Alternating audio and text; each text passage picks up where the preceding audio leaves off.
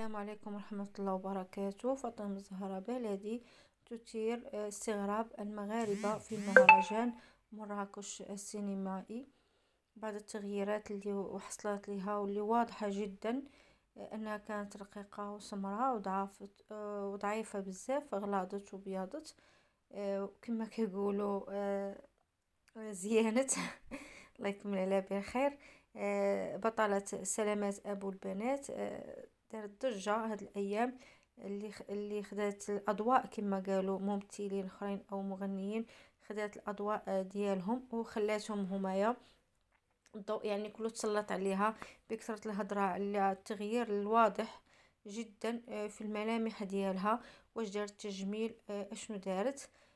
سبب انها دارت تجميل الوجه ديالها ودارت تغييرات بزاف في الجسد ديالها باش غادت وزادت في الوزن، وقال لك حتى الرياضه ساعدتها باش تزيد في الوزن، لان الوزن ديالها ما كانش كيتزاد بسهوله. بصحه والراحه، ونتمنى انكم تفاعلوا مع الفيديو.